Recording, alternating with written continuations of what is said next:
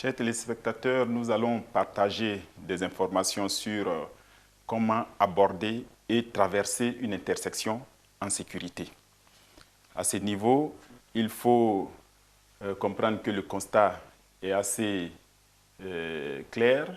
Dans la ville d'Abidjan, lorsque vous circulez, vous allez vous rendre compte des équipements endommagés au niveau des intersections du fait des chocs répétitifs des conducteurs. Nous allons observer au niveau de ces intersections des accidents, des collisions de véhicules et également des embouteillages qui naissent du mauvais comportement des usagers de la route. Ce qui nous amène à poser cette question, est-ce que l'intersection est un risque pour les usagers? Justement, l'intersection, c'est un lieu de jonction, de croisement de plusieurs routes. Et donc, pour cela, l'intersection apparaît comme une zone de convergence, de croisement des véhicules, une zone d'engorgement des véhicules, une zone où plusieurs usagers vont cohabiter, les usagers vulnérables ainsi que les automobilistes. De tout ça, on crée des conflits parce que tous ces usagers ont des objectifs différents, ont des directions différentes. Quelles sont les dispositions qu'il faudra prendre pour traverser en sécurité ces intersections? La première chose qu'il faudra faire, c'est déjà de détecter l'intersection, ce qui nous permettra au conducteur d'anticiper sur les comportements des différents usagers qu'il va y trouver.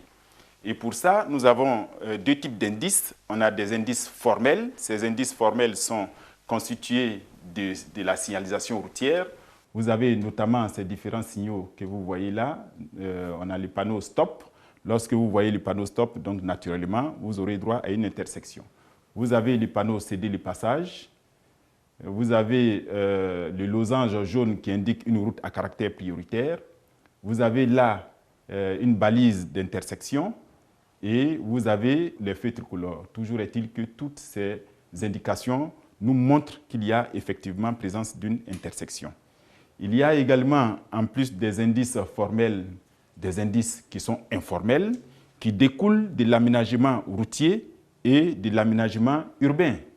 Donc si vous êtes sur une route que vous apercevez des bordures arrondies, donc sachez que vous approchez par exemple d'une intersection. Également, vous pouvez avoir des sorties de véhicules, des véhicules qui sont cachés par le paysage. Vous apercevez un véhicule qui pointe comme c'est le cas dans l'image ou bien un passage piéton, alors vous avez une présence d'intersection.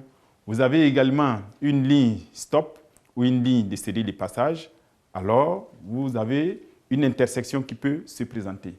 Voilà. Maintenant que vous avez pu détecter l'intersection, nous allons appliquer la consigne de sécurité qui va se résumer en ce sigle RASVO, RASVO.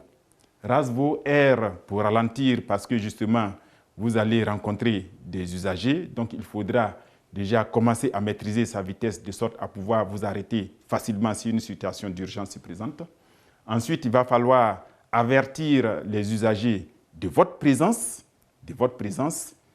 et par soit le klaxon ou bien des jeux de phare. Ensuite, vous allez sélectionner assez tôt le sens, la direction où vous voulez partir, soit à gauche, tout droit ou bien à droite. Ensuite, vous allez vérifier la position des différents usagers à l'intersection et aussi les régimes de priorité qui s'appliquent à cette intersection. Est-ce que c'est une priorité de passage, un feu vert qui est allumé qui vous permet de passer ou bien un céder les passages? Vous l'identifiez et ensuite vous allez observer la règle de priorité qui est le haut. Nous allons voir les cas particuliers des feux tricolores. En plus de cette consigne de sécurité que vous allez observer, vous avez ces différentes couleurs qui régulent la circulation. La couleur rouge qui vous intime l'ordre de vous arrêter.